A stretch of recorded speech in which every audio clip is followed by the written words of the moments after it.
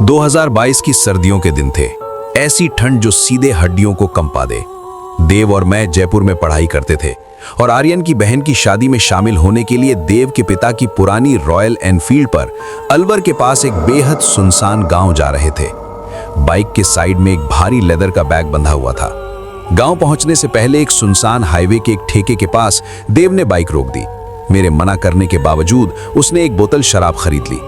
ठंड से बचने के लिए हमने कुछ घूंट पिए और बाकी आधी बोतल लेदर के बैग में छिपा दी। उस रात आर्यन के पुश्तैनी घर में तैयार होते समय भी हमने आर्यन के पास रखी शराब में से थोड़ी और पी ली।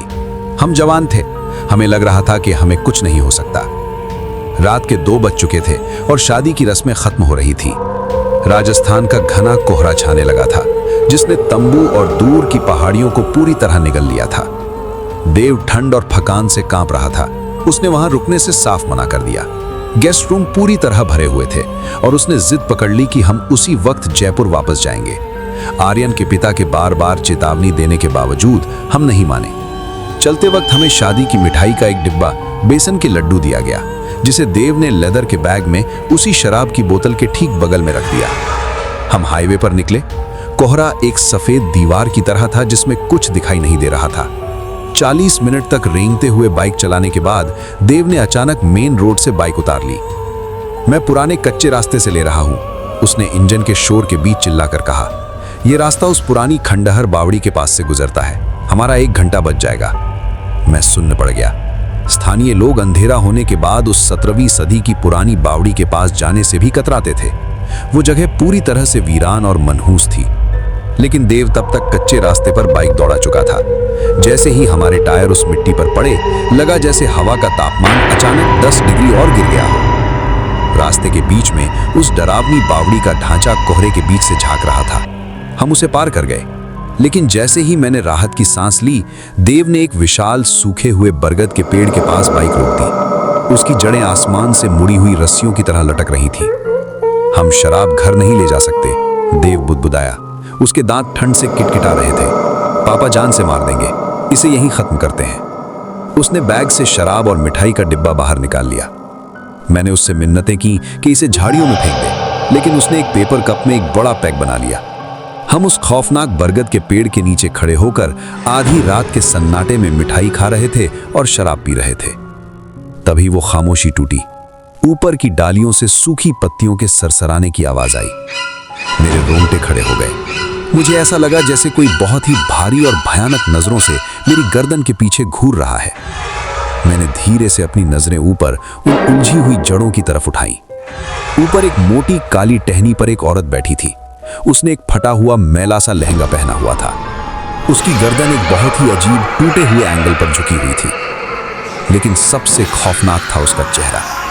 वो अपनी एक सफेद खोखली आंख से बिना पलक झपकाए देव को घूर रही थी। देव, मेरे गले से फुसफुसाहट ही निकल पाई। छोड़ दे इसे, हमें यहां से निकलना होगा अभी। देव ने ऊपर देखा, हंसा और कप को मिट्टी में फेंक दिया।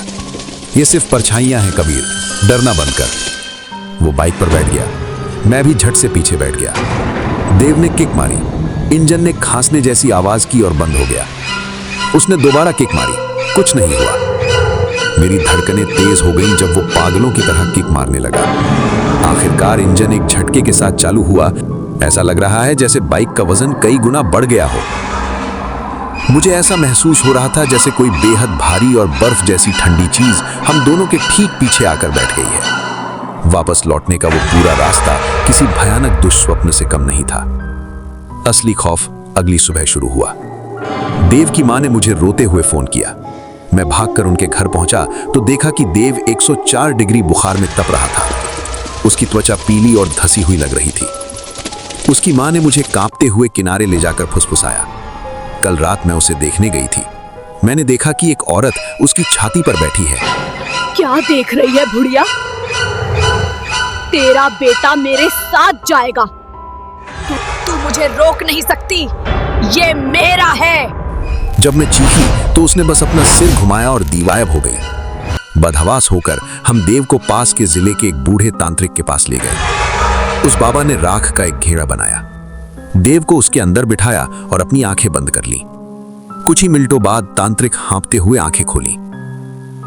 तुम बेवकूफों, तुम लोग उस शैतानी पहर में शराब और शादी की मिठाई लेकर उन खंडहरों में गए। तुमने अंधेरे में उन्हें दावत दी। सदियों पहले उस बावड़ी के पास मारी गई एक औरत ने तुम्हारा वो चढ़ावा कबूल कर लिया है। तांत्रिक ने मेरी तरफ देखा। तुम बच गए क्योंकि तुम्हारी कलाई पर तुम्हारे पूर्वजों का रक्षा सूत्र बंधा है, तुम्हारे घर पर पहरा है। लेकिन ये लड़का, इसने इसे अपना लिया है। तांत्रिक के तावीजों के बावजूद देव अंदर ही अंदर खत्म होने लगा। 3 महीने बीत गए।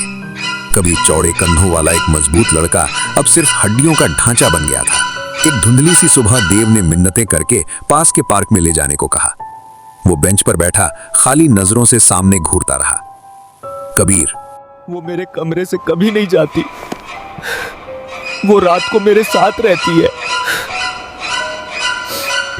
वो मुझे जीने नहीं देगीगा, मुझे अपने साथ लेकर जाएगी। उसका परिवार दहशत में आ गया। उन्होंने देव को मेहंदीपुर बालाजी ले जाने का फैसला किया। मुझे घर पर ही रुकने को कहा गया, जबकि उसके पिता, चाचा और आर्यन उसे कार में लेकर निकल गए। वे कभी उस मंदिर तक नहीं पहुंच पाए। पवित्र मंदिर से सिर्फ 50 किलोमीटर पहले उनकी कार का इंजन अचानक बंद हो गया। जब देव के पिता इंजन चेक करने बाहर निकले तो कार के दरवाजे अंदर से लॉक हो गए। जब उन्होंने देव को बाहर निकालने के लिए शीशा तोड़ा, तब तक बहुत देर हो चुकी थी। देव शीशे से टिका हुआ था, बेजान।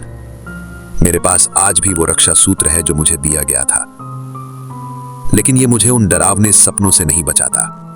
हर कुछ रातों के बाद मैं पसीने से तरबतर होकर उठता हूं और मुझे अपने कमरे की छत के कोने से देव की फुसफुसाती हुई आवाज सुनाई देती है।